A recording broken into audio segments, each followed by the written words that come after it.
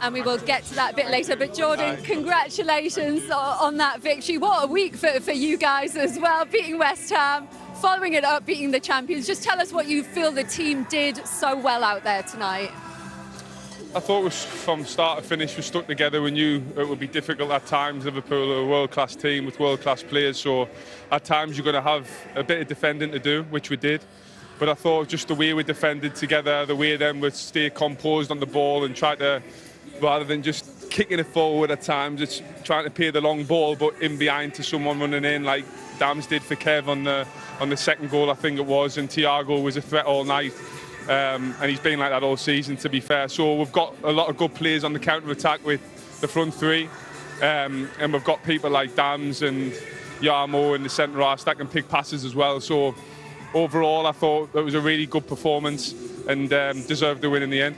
Jordan, Liverpool low on confidence at the moment and going through a transitional period. Were there any areas in particular that you wanted to exploit over the full-backs, for instance, or literally just outwork them really and play to your strengths? Yeah, I mean, you look all over the pitch, there's not much to go at. They're all quality players, you know. I don't really see a weakness in the team. Yes, I know there's been results of late that haven't been great for them, but for me they're still top players in a top team, and it's just a matter of time before they sort of get in the rhythm and get going. I think there's been a lot of reasons why they haven't hit the heights that they have so far that they did last year, but for me they're still a world-class team, and wherever you look on the pitch, there's top players. So it's always going to be difficult, but I thought the lads dug deep, stuck together, and like I said, we'll cause some problems on the counter. Definitely did. So many good performances on your team today, Jordan.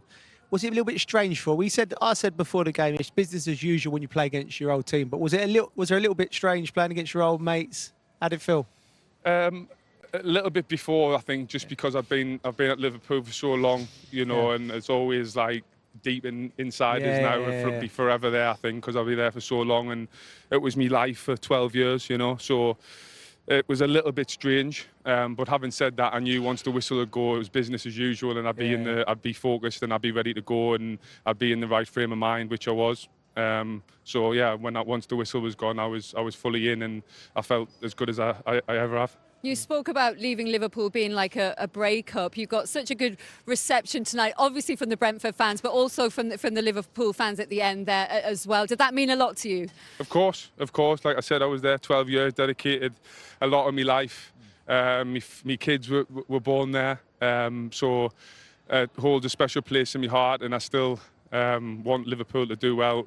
Of course, not when we're playing them, but overall, and that'll never change. And the fans have always been amazing, and it was special just to see a few of them. I know they probably left a bit early because of the result, but it was nice to see them again. The ones who stayed behind. Arne Slot said that everyone in Holland is talking about is how much Ajax are missing you.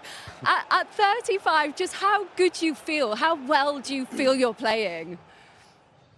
Yeah, I feel pretty good, to be honest, but I don't really like talking about myself. It's more about the team, and I feel as though the team have performed really well so far this season. At the start, I thought we were a little bit inconsistent, but over the last few weeks, we've built a bit of momentum, a bit of consistency, which is important. And yeah, it's always nice for Arnie to say nice things, of course. I think I'm not sure they're missing me, though, to be fair. I think there's a few reasons why maybe it's not going so well at the minute at Ajax, but it's an amazing club. I had a really good time there, special people, special players there, so I always want them to do well as well. For Brentford as well, up to 10th now, shown repeatedly this club that they can really compete with the top teams. What are the ambitions for Brentford this season? I think it's just take each game as it comes and try and be horrible to play against. Try and compete basically every time we set foot on the pitch, and that's all you can ever do, I think, and that's what the lads have done fantastically well. We've got some dangerous players, like I said, and we've defended well over the last few weeks, for a few games as well. So yeah, we need to keep building on momentum, keep building on performances, and try to stay as consistent as possible, because in the Premier League, no game's easy. It's always tough games, and things can change very quickly. So you've just got to keep looking to improve. There's a lot of good things we've done tonight, but there's still a lot that we can improve on, and keep building and just take each game as it comes. Don't look too far ahead. Jordan, enjoy tonight. Thanks for you very coming out much. to Thank you. join Well us. done, mate. Lovely seeing you. Okay, nice to Well see you. done. Thank you. Cheers. Thank you very much. Well done.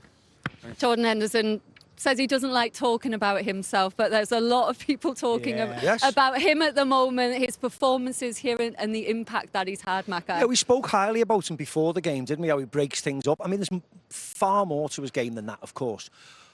But at least he's a constant in the middle of the park. He's always in the right place. He's always trying to stop attacks. He's always trying to move his team forwards as a leader. And to a certain extent, Liverpool, I'm not saying he should have been playing for Liverpool, but Liverpool missed that in the centre of the park today. They were just running all over the place. And there was acres of space, wasn't there, Joe? But you can't help but be pleased for Jordan. I mean, I'm pleased for Quaveen Keller. He won the title with Liverpool last year, played a big part, and finally, you know, Liverpool said yes, you deserve to go out and play first team football on a regular basis, and you know he's on the winning team tonight, and that's the great thing. We've always got friends in each team, so secretly you're thrilled to bits for them. But I thought it was great for Brentford, another great performance from them, and on the opposite side, more and more question marks over Liverpool and who's the best 11 and where's the best place to play them and who should we trust, and those questions will persist until they get into the act of winning and rolling teams over and have a level of control again, Joe, isn't it? We will look to answer a few of those questions when we come back. How long have we got? That game had a bit of everything. How do you rate your team's performance? Not so good. Maybe apart from 20, 25 minutes, half an hour in the first half. By the way, we were already 1-0 down at that moment of time. But at that moment, during those 25, 30 minutes, I thought a result was possible. For the rest of the game, looking at the scoreline, looking at the way we played, looking at the way Brentford played, how hard they fought for a result, I don't think it was ever in the game for us to get a result. Maybe apart from the last 5 or 6 minutes. It's 4 straight Premier League defeats now. I know you've already spoken that the games are all different that you've lost in this run, but what's concerning you the most about these performances? Nah, like you said, you cannot compare all of them. What the most concerning thing is that you lose 4 times in a row. So it's always about the result, and then afterwards you're going to judge the performance, which today was, in my opinion, the worst from all the 4 losses we've had. And again, conceding a set piece, not scoring one, makes it for us again hard to win a game of football. Why was it the worst? Get a result. Why was it the worst? I think we lost. We didn't do the basics right, especially the first half, but during parts of the second half as well. I think they won more duels than us. They won more second balls than us. Yeah, conceding. If you go here, you know if you're going to concede goals, it's not a surprise that one of them might be a set piece, because this is one of their main strengths. But apart from that, the counter-attack is also a big strength, and that was the way we conceded 2 goals. And for me, we were also unlucky with the penalty we conceded, because I'm not too sure if the referee would have given that one if he thought it was inside, but he thought, soft contact outside the box, let's give them a free kick. But yeah, then it turned out to be inside the box, and the VR had to overturn it because that's his job. And we were 3-1 down, and after that we tried, made some substitutions, but maybe, if I'm completely honest, them scoring at that moment of time maybe was more realistic than us scoring the 3-2. Salah took his goal so well. If that is the goal that is to get him back on a scoring run, how important could that be for the team? If Mo is going to go on a scoring run, that's definitely going to be important for the team. But football is about scoring goals, but football is also about not conceding goals. And so for so many games now, we've conceded 1, 2, 3 goals, and every time almost also in the first 5 minutes. So yeah, it would definitely help the team if we have players that score a goal, but that only helps if we are able as a team to keep a clean sheet, because keeping a clean sheet is not only what the last line does, that is something we as a team have to do better. And with the injuries stacking up now as well, does that make this challenge even harder to get back to winning? Yeah, you prefer to have all your players available. That's simple and clear. But yeah, if that's not the situations, the players we do have available need to bring the results in, and this is something you can have in a season, that you have a few injuries. and this is what we are what's happening with us now, and yeah, that is something I'm not liking, of course, but something you have to accept. Thanks for talking, Asana. You're welcome. A very honest assessment from Arne Slot there. He was asked by Jules about Mo Salah, though, and was talking about the defence not being good enough, Macca. Is it clear where he feels that their main problems lie? Well, I think it screams from the page, really. They're conceding so many goals, aren't they? To score 2 away from home and still get beat. Liverpool have to score 3 every game for a chance to win the game. So that's 14 now. Yeah, They'd only conceded 5 at this stage last season. Yeah, so, you know, I mean, you have to defend from the front. You have to be more organised. This is Liverpool's 3rd game in a week, as we've mentioned before. They played Wednesday away from home against Eintracht Frankfurt, away from home in the Champions League, and then straight away a league game away from home.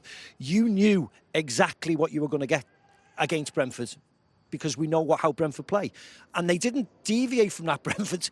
Yet Liverpool didn't set up for this type of game. It was always going to be hard. It's always hard after an away Champions League game. So you have to come in, defend for 20, 25 minutes, play ugly, do whatever you want to stay in the game. And then your good players, when fatigue starts to set in and space starts to appear, that's when you make the most of it. But Liverpool didn't do that. They kicked off and they were all over the place, and they gave 5 throw-ins away in the first couple of minutes.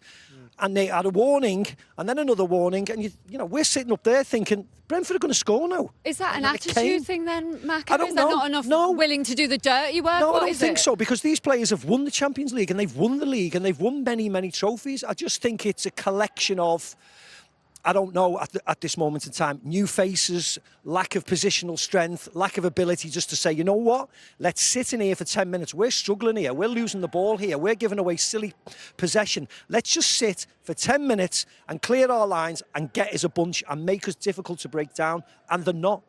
They've conceded 3. Ouattara had a couple of headers. They could have conceded more.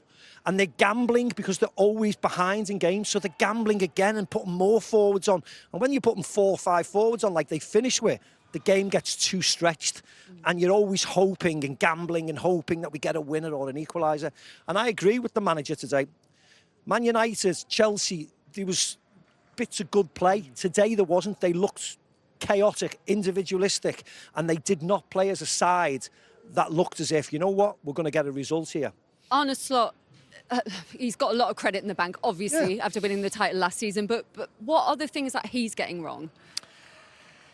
I feel like first things first, I think changing so many players from a title-winning side is madness for me. I know maybe they probably looked at Ekitike and thought, we've got to get him, but we really want Isak. So that's 2 they probably brought in. Frimpong was forced upon them with Trent. But I can't remember a team winning the title and changing 4 players that you expect to be your starters. So it's difficult. He's trying to balance it. The midfield's all over the place for me in terms of, we talked about Jordan Henderson being in a possible player who, not to go back to Liverpool, of course not, but someone like that of the ilk who's a talker, who can knit it together. So when there's the turnovers, there's space. Even when they were winning games that we were highlighting, this doesn't look right. Teams are breaking on them through the midfield. You know, McAllister's sitting there with his gloves on today. He's not playing, you know. Wirtz just hasn't worked so far. He looks quite lightweight in that position. So the balance in midfield, and I just think there's just been too much change too quickly, which is unlike Liverpool. They don't usually make that many changes, particularly from a winning side. If that's the case, then are we not going to see the best of them maybe till the second half of the season? Is it just time for those connections to work? Yes, and just because you bring in new signings doesn't make, we mentioned before the game, doesn't make the team better. Kerkez and Frimpong are not better than Trent Alexander-Arnold and Andy Robertson. They're not. They're not. We hope that they will get to that level where they are better, but they are not. So instantly, Liverpool are weaker. Yes, Ekitike, we think, is an improvement on Darwin Núñez. Of course, the tragic story about Diogo Jota, you know, that may affect some of the players more than we know, and rightly so, because, you know, he was a teammate and a very close teammate. So we don't know whether that's got an impact. So there's a number of factors. But in the end, the Liverpool Football Club, you lose a game, you get criticised. You get criticised more than another side. The bigger players in the Liverpool's team will get criticised more than a lot of their teammates, because that is just the nature of the beast. But the only way to prove your critics wrong is to fight and come out and beat Aston Villa. And then, you know what? beat Real Madrid and then go to the Etihad and try and beat Manchester City. That's the only thing you can do in football. We've all done it. We've all had hard parts. And the good players get through it. But And that's what they have to do. Looking at the fixtures, Macca, this potentially could get a lot worse. Palace at home in the League Cup next. They've got a blueprint to beat Liverpool. The way teams have been rattling them at the moment. We're there for that Villa game. Then they've got Real Madrid, Manchester City, Forest away as well. Could this very soon get into full-blown crisis mode? No, I think there's too much quality in the squad for a crisis. And I don't think Liverpool are the sort of club that, you know, panics or anything like that. Arne Slot won't be, of course, he won't be looking over his job or anything like that. I think they'll get there. I just think, like Macca said, the two fullbacks haven't come in and improved the squad. So, you know, maybe you go. Let's see the next 5 or 6 games. I'd say saying to Andy Robertson, the coach, you're playing for me. You know, you're playing every one of these games. You know, just keep yourself right. You know, even if you don't need to train. You know, and then Kirk is give him a breather. Frimpong's the same. Obviously, injuries. I don't know on that side. Just get a little bit of stability with it at the club back, and they'll win games. Like Macca said, stay in the games. The Ekitikas, the Salahs, the Gakpos, they'll win you games. And be a bit more solid. To see what they do against Crystal Palace. The under-21s have got a game tomorrow, and then they've got Palace. What does he do? Does he play a weakened team, which he normally does in the Carabao Cup? They need a win, though. Well, for confidence, for morale. Does the Carabao Cup matter as much as the Premier League game against Aston Villa? It matters to me, Macca. It matters to you. It only doesn't matter to you because you lost it. Most things matter to you. No, but it's whether you gamble, whether you play a full team, because he's mentioned injury problems. Do you play a full side against Crystal Palace midweek when you have got Aston Villa coming up and then you've got Real Madrid on the Tuesday? So there's a huge amount of questions and conundrums for the manager that he needs to think about, because they are down to the bare bones, as I said, at the moment. Yeah, a lot to ponder. For Keith Andrews, though, it's a night to celebrate. Yes. A word on him, finally, Joe, because it's his first job in management. Lost key players, this club. They've now beaten Man United and Liverpool this season, two of the biggest clubs in world football. A word on his performance. Credit for the club. This job. It was a gamble. You know, no way you can look at it, because we don't know. If you've not had a job, no matter what your credentials are as a player and as a coach, you don't know until you're in that seat. So they took a gamble on him, and he's repaid it. He looks like he's just taken the baton from Thomas Frank. You know, I like recruitment from within. That's sort of way. It's solid within a club. It works with Barcelona. It's just brilliant.